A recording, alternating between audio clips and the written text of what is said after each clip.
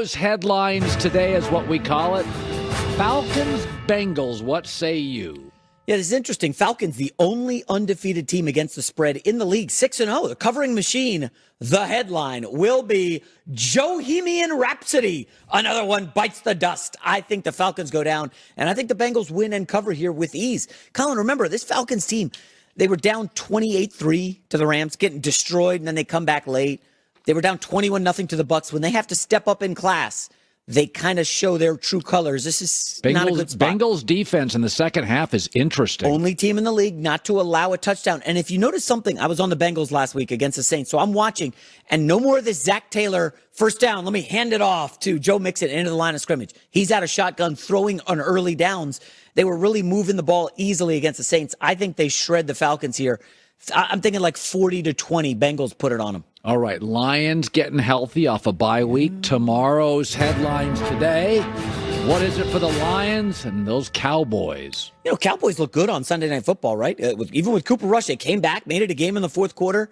The headline will be Cowboys look out of whack with Dak. I think there are some struggles, and this is a Lions team. Now, Colin, you know gamblers love to go off of what they last saw. Yeah. What did we last see from the Lions? They were down 29-0 against the Patriots. They looked awful. Outdoors. Now they go back indoors against a Cowboys team kind of down in the dumps after that tough effort against the Eagles. Now we got to play the Lions. They stink. They're not good. I think the Lions come in here. Swift has been at practice this week. Amon-Ra St. Brown has been at practice. They're getting healthier. I looked at their offensive line. It's as healthy as it's been this season. And it's a good top 5-6-0 line. Yes, it is. Ragnow, one of the best centers in the league. If they can handle the pressure and kind of contain Parsons. Penei Sewell, by the way, I know you talked about that. Bengals did not take Sewell. He's been very good this year. If he can contain or even control Parsons a little bit, Lions are going to have success. The back door will be open. I'm going to bet the Detroit Lions money line to win outright over the Dallas Cowboys. That's a risky pick. I don't know if you want to jump on board with me, but I think the Lions show up here, Colin. All right, ML bet. Taylor Heineke takes over for the much maligned unfairly Carson Wentz, I should add. Tomorrow's headlines today. Packers Commanders with Heineke. Have a Heineke.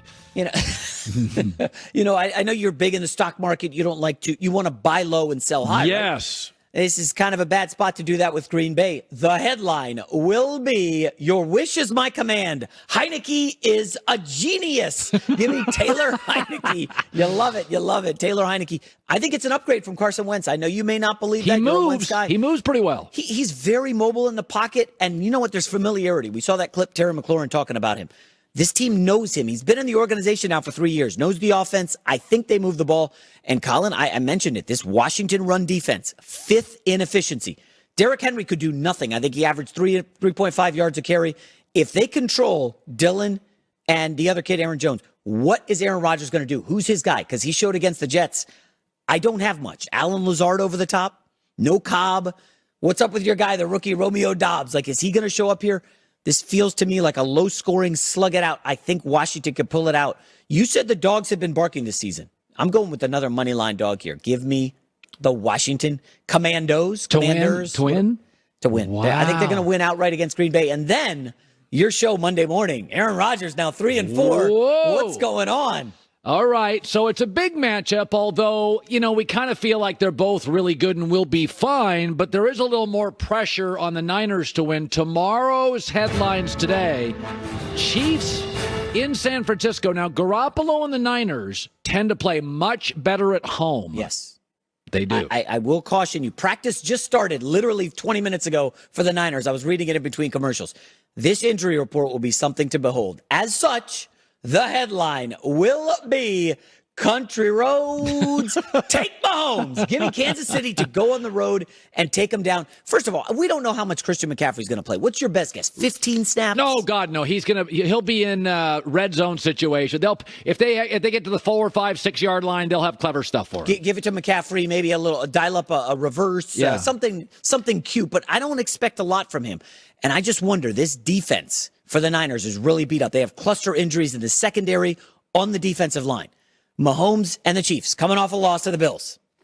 I think they're going to be – this is a game that Andy Reid, they've had this one circled. They're not going to lose back-to-back games, Colin. I really like Kansas City here. Now, the Chiefs secondary cannot get healthy. The kid from Washington, you know what, McDuffie was supposed to play, and they're like, Andy Rhodes, we'll see. If Spagnuolo leaves those guys on islands against Debo and Ayuk, it's going to be a problem like last week against the Bills. But I'm taking Kansas City here to win. You look concerned, like you're not with me. I think I wouldn't be surprised at all. I took the Niners because I think they're good at home. They're getting points, and they're a physical team. And I think sometimes Kansas City doesn't tend to be a great tackling team. If Andy Reid and Mahomes win a game, I'm never surprised. You also mentioned they had the back-to-back trips on the East Coast. So this has happened 4 times, right, where they went out east, stayed east. The other 4 times they've come back, they've lost the first game at home. Now, I don't know if that means they're just tired, lethargic, long road trip, but they have not bounced back off those road trips well. I think this is a good spot for Kansas City. Oh, that's a very spicy. Huh? All right. The Jets have taken the ball out of Zach Wilson's hands. The mistakes are down, and the defense is crushing, and the run game's crushing. Tomorrow's headlines today. I like the Jets. Jets, Broncos, I think it's pretty real what they're doing. What say you? You hear that, America? I like the Jets. Colin Cowherd, he's a convert. The headline will be Zach proves to be the more dangerous Wilson. Your guy, Russell Wilson. Listen, this is a tough spot for me to take the Jets. I've taken them 2 weeks in a row here on the show. I'm putting some money in the pockets of your audience here. Colin, I remember in the summer in Vegas, they put out lines for the entire football season. Yes. Denver was favored by 7 in this game. In the summer. Now it's down to 1. That's a bit of an overreaction after 6 games. But Denver's been terrible offensively. And in the red zone, atrocious. And I'm going to give you one more number. We saw the Jets' special teams dominate the Packers last week. Denver, 28th in special teams, according to Football Outsiders. The Jets are 3rd. Okay? There could be a situation where Nathaniel Hackett lines up. We're going to do some dumb field goal like he did against earlier in the season. And let's not forget, they fumbled away on special teams the game against the Chargers. The Jets defense is going to have to show up. This feels like 1st to 17 wins. I'll take the Jets to move to 5-2 without Elijah Moore. No Elijah Moore this week. He's I don't even know if he's traveling with the team. If I'm the Rams, I go offer a 3rd-round pick for Elijah Moore, the Jets. The Jets should do that in a heartbeat. They got to match the McCaffrey move. Can't be sitting back on your hands. That's a great point. Do you think the Rams now feel like they need to do something? I mean, you're adding Christian McCaffrey. It's one of the top 5 running backs. They're going to draft a receiver anyway. Elijah Moore for a 3rd-round pick. I'd take him. The Rams don't have a first due to the Stafford trade, but they have a 2nd, 3rd, 4th, 5th. And we'll see. All right. It's interesting. Can you admit this? So I said when Zach Wilson came out, I said he's Johnny Manziel with a better arm. He's undisciplined. I said he's super talented. He moves well. He's a little small. I've been right. He's been banged up. But have you noticed what the staff has done with him? The staff's taken the dangerous throw away from Zach, and he doesn't have a giveaway in 5 of his last 6 games. Yeah. So you got to give the Jets staff credit. They looked at all the tape and went, when you take the undisciplined part out of Zach Wilson, moves well, good arm, accurate thrower. So the comp for him, it's working.